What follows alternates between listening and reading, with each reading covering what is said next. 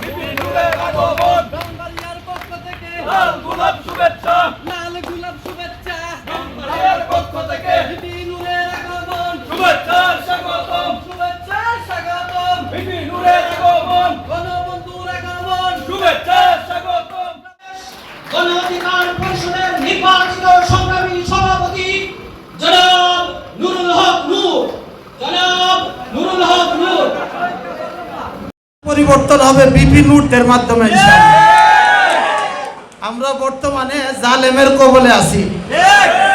এই জালেম থেকে মুক্তি পেতে হলে সকলকে ঐক্যবদ্ধ হয়ে এই জালেমের বিরুদ্ধে আন্দোলনে ঝাঁপিয়ে পড়তে হবে। বিপিনুর ভাই আমার অত্যন্ত একটা পছন্দের নেতা, একজন ত্যাগী নেতা। সারা দেশে যদি বিপিনুরের মতন গুটি কয়েক ত্যাগী নেতৃত্ব সৃষ্টি হয়ে যায়, বাংলাদেশের পরিবর্তন অতি নিকটে ইনশাআল্লাহ। আজকের কথাটা যদি বাংলাদেশের আলোক পত্রিকায় যিনি আত্মপ্রকাশ করেছেন ঢাকা বিশ্ববিদ্যালয়ের ভিপি জনাব ভিপি নূর, আজকে ভিপি নূর আমরা এসছে ব্রাহ্মণবাড়িয়া, আমরা ব্রাহ্মণবাড়িয়া জেলাবাসীর পক্ষ থেকে তাকে অভিনন্দন জানাচ্ছি। একটি চমকপ্রদ খেলা বিগত দিনে যে ব্রাহ্মণ সারা বাংলাদেশে ভিপি নূরের নেতৃত্ব হয়েছে অধিকার আদায়ের আন্দোলনে, সেই অধিকারে আগামী দিনে আমরা শহীদ থাকবো, এই হোক আমাদের প্রত্যয়। সবাই আজকে দেশের মানুষ যে জালিম শাহীর কবলে বন্দী আছে, অন্যায়ের বিরুদ্ধে প্রতিবাদী মানুষ, বিবেক সম্পন্ন মানুষ যে বিভিন্নভাবে অত্যাচারিত, নির্যাতিত, নাজেহাল হচ্ছে, তাদের মুক্তির জন্য, দেশের মুক্তির জন্য আমরা বিশেষ করে ইফতারের পূর্বে দোয়া করব। কারণ যে সংকটে পুরো জাতি পতিত, দেশের অবস্থা সবাই জানেন। দ্রব্যমূল্যের ঊর্ধ্বগতিতে সাধারণ মানুষ অনাহারে অর্ধাহারে বাস করে। যাদের একটু পয়সাপাতি আছে তারা কোনোভাবে চলতে পারে। ঈদের আনন্দ, কেনাকাটার ঢেউ সবার ঘরে কিন্তু এটা পৌঁছায় নাই। কেউ কেনাকাটার জন্য মার্কেটে ঘুরছে, আর কেউ ভাত, ডাল, সবজির জন্য চিন্তা করছে যে আজকে তো কোনোভাবে জোড়া তালি দিয়ে ছেলে মেয়ের মুখে সবজি কিংবা ডাল কিংবা পাঙ্গাস মাছ কিংবা তেলাপিয়া মাছ কোনোভাবে ম্যানেজ করা গেছে, আগামীকালকে ওদেরকে কি খাওয়াবো। তো মানুষের এই অবর্ণনীয় দুঃখ কষ্ট, কিন্তু এই যে লুটেরা শাসক গোষ্ঠী, ভারতীয় দাবেদার শাসক গোষ্ঠী, যারা জনগণের ভোটের অধিকার কেড়ে নিয়ে জনগণের উপরে অত্যাচার, নির্যাতন, জুলুম চালিয়ে একটা দাবেদার শ্রেণী তৈরি করে ক্ষমতায় দখল করে রং তামাশা করছে। তারা ইফতার করবে আঙ্গুর, আপেল, খেজুর দিয়ে, কিন্তু রোজার আগে শুনেছেন মন্ত্রীরা বলেছিল যে আঙ্গুর আপেল লাগবে না, বড়ই দিয়ে ইফতার করবেন। তাদের টেবিলটা ঠিকই ফলের থালিতে সাজানো থাকে।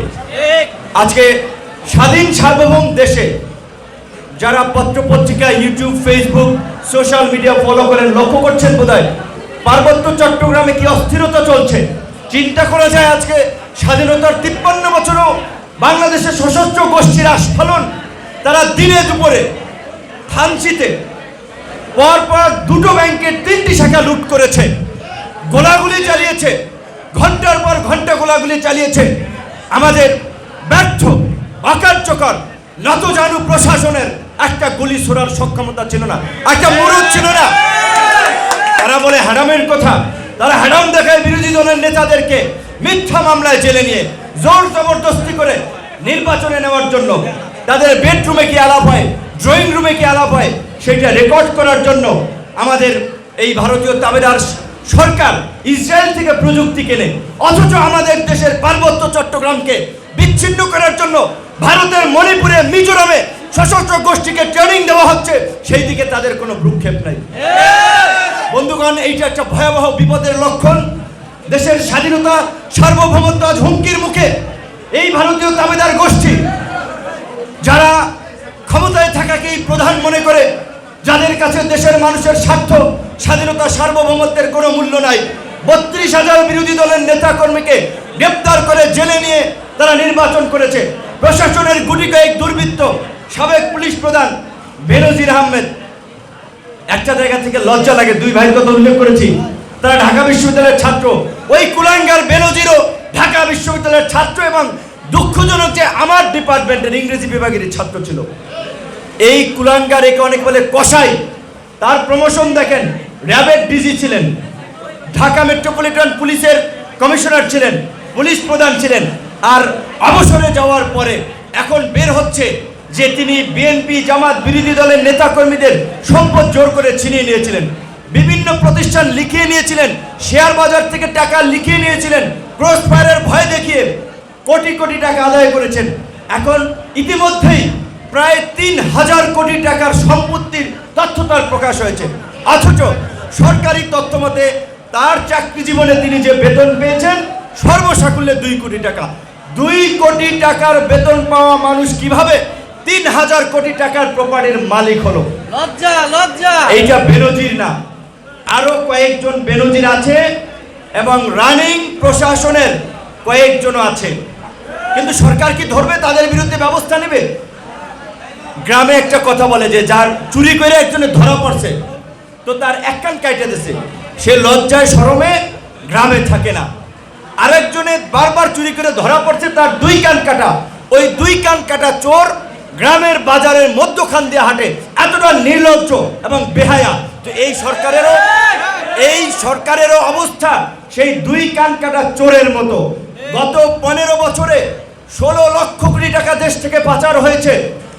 মালয়েশিয়া, সিঙ্গাপুরে সেকেন্ড হোম করেছে, আর আমাদের দেশের মানুষ দেশে চিকিৎসা পায় না, ভাতের জন্য কান্না করতে হচ্ছে, চুল বিক্রি করে সন্তানের দুধ কিনতে হচ্ছে। একটা কথা আমি বলতে চাই আপনাদেরকে এবং আপনাদের কাছে দোয়া চাই।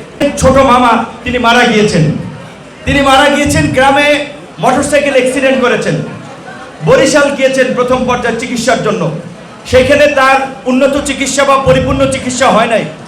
তারপরে ঢাকায় এসেছেন, ঢাকায় নিউরোসায়েন্সে নেওয়া হয়েছে, সেখানে বলেছে অবস্থা ক্রিটিক্যাল, আপনারা ডিএমসিতে নিয়ে যান। তারপরে ঢাকা মেডিকেলে নিয়ে আসা হয়েছে, ঢাকা মেডিকেলে ট্রিটমেন্ট শেষে মারা গিয়েছে। তো দেখেন, এই কথাটা বলছি এই কারণে যে আজকে যদি আমার জেলায় বরিশালে পরিপূর্ণ চিকিৎসার ব্যবস্থা থাকতো তাহলে তিনি বিনা এই অপচিকিৎসা কিংবা এই পরিস্থিতির মধ্যে দিয়ে মারা যেতেন না। বরিশাল থেকে আমার সেই প্রত্যন্ত চরাঞ্চল থেকে আসছে বরিশাল থেকে ঢাকা নিউরোসায়েন্স থেকে ঢাকা মেডিকেল। তো এইটা বলছে এই কারণে, এই যে লুটেরা ভারতীয় তাবেদার চোরের গোষ্ঠী চোর বঙ্গবন্ধু শেখ মুজিবুর রহমানের মতো নেতা দেশ স্বাধীনের পরপর বলছিল যে আমি যা ভিক্ষা করে আনি আমার চাটার দল এইখান থেকেও চাইটা খায়, সবাই পায় সোনার খনি হীরার খনি, আমি পাইছি চোরের খনি। বঙ্গবন্ধু জীবিত থাকতে বলে গেছেন এই চোরের খনি এবং এই চোরারা ফেলে ফুপে আজকে টয়টম্বুর হয়েছে শেখ হাসিনার 15 বছরের রাম রাজত্বে। তো যেটি আমরা বলছিলাম যে আজকে 15 বছরে দেশের 9টা বিভাগ, এই 9টা বিভাগীয় শহরে পরিপূর্ণ চিকিৎসা আছে। আপনারা বলতে পারবেন না? আপনাদের বন্ধু পরিচিতদের যদি খোঁজ নেন, ভাই রংপুর মেডিকেলে কি সব চিকিৎসা পাওয়া যায়? খুলনা মেডিকেলে কি সব চিকিৎসা পাওয়া যায়? সিলেট মেডিকেলে কি সব চিকিৎসা পাওয়া যায়? পাওয়া যায় না। সবাইকে আসতে হয় ঢাকায়। তো চিকিৎসা সেবাটাই আপনারা 15 বছরে 16 বছরে বিভাগীয় পর্যায়ে পরিপূর্ণ চিকিৎসা সেবা নিশ্চিত করতে পারেন নাই। 10টা বিভাগে যদি 100 কোটি করেও টাকা দেওয়া হয়, কয় টাকা লাগে? আর ব্যাংক থেকে গত কয়েক বছরে আওয়ামী লীগের লুটেরারা নিয়ে গেছে 92,000 কোটি টাকা।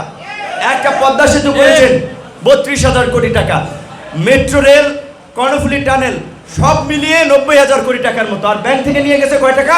92,000 কোটি টাকা। তাহলে এই যে আপনাদেরকে দেখাচ্ছে যে পদ্মা সেতু করেছি, মেট্রো রেল করেছি, যা করছে তার চেয়ে কয়েক গুণ পাচার করে নিয়ে গেছে। এবং এই যে প্রকল্পগুলো হয় এর খরচও, প্রত্যেকটা প্রকল্পের খরচ 2 গুণ 3 গুণ 4 গুণ করে বাড়িয়ে দেওয়া হয়, বাড়িয়ে দিয়ে লুটপাটের ব্যবস্থা করা হয়। ওই যে ছাত্রলীগ, যুবলীগ, আওয়ামী লীগ, পান্ডা লীগ, ঝান্ডা লীগ, তারা এই যে রাস্তায় দাপট দেখায় জনগণের টাকা মেরে। আপনাদেরকে বুঝতে হবে, হিসাব চাইতে হবে। রাষ্ট্র চলে আপনার টাকায়, প্রধানমন্ত্রী রাষ্ট্রপতির বাসায় পোলাও কোরমা রান্না হয় আপনার টাকায়, প্রধানমন্ত্রী রাষ্ট্রপতির চিকিৎসা হয় আপনার টাকায়। হয়তো আপনি বুঝতেছেন না আপনি কিভাবে টাকা দেন। সংক্ষেপে আপনাদেরকে একটু বুঝাইতে চাই, এই যে পাঞ্জাবি বা শার্টটা গায়ে দিয়ে আসছেন, এই শার্টের তুলাটা এক কোম্পানি বাইরে থেকে আনছে, সে সরকারকে ভ্যাট দিচ্ছে, ট্যাক্স দিছে। বাটন আরেক জায়গা থেকে আনা হয়েছে, তিনি ভ্যাট দিয়েছেন, ট্যাক্স দিয়েছেন। মার্কেটে যখন আসছে দফায় দফায় আপনার এই ব্যবহার্য কাপড়, শার্ট, প্যান্ট কিংবা মোবাইলে সরকার ভ্যাট নিয়েছে, ট্যাক্স নিয়েছে, যেইটা দিয়ে আমাদের ইউনো সাহেব, ওসি সাহেব, ডিসি সাহেব, রাষ্ট্রপতি, প্রধানমন্ত্রী, সমস্ত সরকারি প্রজাতন্ত্রের কর্মচারীদের বেতন হয়। প্রজাতন্ত্রের কর্মচারী, কর্মকর্তা কোথাও বলা হয় নাই, অথচ ওসি সাহেবের সাথে দেখা করতে যাবেন, আওয়ামী লীগের বড় নেতার রেফারেন্স ছাড়া দেখা করা যায় না, আপনার কথা শুনবে না। ইউনো সাহেবের কাছে যাবেন, অনেক ক্ষেত্রে প্রতিকার পাবেন না। পরিষ্কারভাবে টেবিল থাপড়ে বলতে হবে, ইউনো সাহেব, ওসি সাহেব, আপনি আমার মতো জনগণ, আমার মতো কৃষক, শ্রমিক মানুষের টাকায় আপনার বেতন হয়, আপনার পরিবার পরিজন চলে, আপনার সন্তানের লেখাপড়া হয়, কাজেই জনগণের প্রতি বেইনসাফি কাজ করবেন না। গত 15 বছরে এই বেইনসাফি কাজ করে দেশটাকে জাহান্নাম বানিয়েছেন। কোর্ট থেকে বিচারকরা বলছে যে দেশটাকে তো জাহান্নাম বানিয়েছেন। কাজে এই জাহান্নাম থেকে উত্তরণের জন্য, ভারতীয় তাবেদারদের থেকে বাংলাদেশকে মুক্ত করার জন্য আজকে বিরোধী দল সমূহ যুগপৎভাবে লড়াই করছে। আপনারা জানেন, এই ভারতের পাতানো নির্বাচন প্রত্যাখ্যান করে আমরা ভোট বর্জন করে এখনো আলাপ আলোচনা করছি। আমার বিশ্বাস, আমরা যদি একত্রিত হয়ে আলাপ আলোচনার মধ্যে ঐক্যবদ্ধ হয়ে সমঝোতায় গিয়ে আন্দোলনের ডাক দেই, এই সরকারের পতনের সময় লাগবে 3 থেকে 5 দিন, 3 থেকে 5 দিনের বেশি না। আমরা সমস্ত রাজনৈতিক দল সেই প্রস্তুতি জাতীয় পর্যায় থেকে নিচ্ছি, আঞ্চলিক পর্যায়ে সমস্ত দলের নেতৃবৃন্দ, বিরোধী দলের নেতৃবৃন্দ বসবেন, আলাপ আলোচনা করবেন, নিজেদের মধ্যে ভ্রাতৃত্ব গড়ে তুলবেন। এক ভাই আক্রান্ত হলে অন্য ভাই এগিয়ে যাবেন। ব্রাহ্মণবাড়িয়াতে আমার আসার 2টো কারণ। প্রথমত, একেবারে শেষ রোজার দিকে আবার আমার পারিবারিক কিছু ঝামেলা বললাম, মামা মারা গিয়েছে, আজকে আসার কোনো কথাই ছিল না। তারা অনেক আগে আমাকে বলেছিল, আসতে পারি নাই। আর আমারও বিশেষ করে একটা নিজের মধ্যে একটা অপরাধ প্রবণতা, দুর্বলতা কাজ করছিল। যে আপনারা জানেন যে মোদি বিরোধী আন্দোলনে আমাদের এই যে ছাত্রনেতা হাফিজ কাউছার, তিনি মারা গিয়েছিলেন। তার কবর জিয়ারত করার জন্য তার বাসায় যাওয়ার আমার অনেক দিন ধরে একটা আশা ছিল, কিন্তু নানান পরিস্থিতির কারণে যেতে পারি নাই। 2019 সালে আমার ভাইরা বলেছে, আপনাদের এখানে এসেছিলাম, সেদিন ইফতার আমাদের রেস্টুরেন্টের তালা মেরে চাবি নিয়ে গেছিল, ইফতার করতে পারেনি। তো তপুর বাবা ছিল, তারা শেষ পর্যন্ত রাস্তায় বসে ইফতার করে এখান থেকে চলে যাওয়া লাগছিল। তা আমি দৃঢ়ভাবে বিশ্বাস করি, ব্রাহ্মণবাড়িয়ার মানুষের যে সাংস্কৃতিক মূল্যবোধ, ধর্মীয় মূল্যবোধ, আলেম ওলামারা এখানে এত পরিমাণে বাস করে। ব্রাহ্মণবাড়িয়ার মানুষ অনেক ভালো, মানবিকতা আছে। গুটি কয়েক দুর্বৃত্ত এই দুর্বৃত্তায়িত আচরণ করছে, এটা পৃথিবীর সব দেশেই আছে। আল্লাহ নবীর সময় আবু জাহেলের মতো আপনার খারাপ লোকেরাও ছিল। কাজে ভালো খারাপ সব জায়গায় মিলিয়েই থাকবে। বন্ধু, দেশে কিংবা প্রবাসে সমস্ত জায়গায় ইন্ডিয়ান প্রোডাক্ট বয়কট আন্দোলন করবেন। ইন্ডিয়ান প্রোডাক্ট কেউ ব্যবহার করবেন না। ভারতীয় দেশের স্বাধীনতা সার্বভৌমত্ব রক্ষা করার জন্য ভারতীয় আধিপত্যবাদের বিরুদ্ধে আমাদেরকে সোচ্চার হতেই হবে। গণ অধিকার পরিষদ তার সূচনা লগ্ন থেকে অন্যায়, অবিচার, জুলুমের বিরুদ্ধে রাজপথে সিনা টান টান করে দাঁড়িয়েছে। যে কারণেই কিন্তু আপনারা সারা বাংলাদেশে অল্প সময়ের মধ্যে একটা আলোড়ন তৈরি করতে পেরেছেন। এই সিনিয়র ভাইরা এসেছে আপনাদেরকে উৎসাহ দেওয়ার জন্য, উজ্জীবিত করার জন্য। কাজী গণ অধিকার পরিষদের ব্রাহ্মণবাড়িয়ার ভাই বন্ধুদেরকে বলবো, ব্রাহ্মণবাড়িয়ার পাড়া মহল্লায় প্রতিটি জায়গায় গণ অধিকার পরিষদের রাজনৈতিক আহ্বান নিয়ে আপনারা মানুষের কাছে যাবেন। ইনশাআল্লাহ মানুষ আপনাদেরকে গ্রহণ করবে। আপনারা যদি সেইভাবে নিজেদেরকে শো করতে পারেন, নিজেদের নেতৃত্ব, দৃঢ়তা দেখাতে পারেন।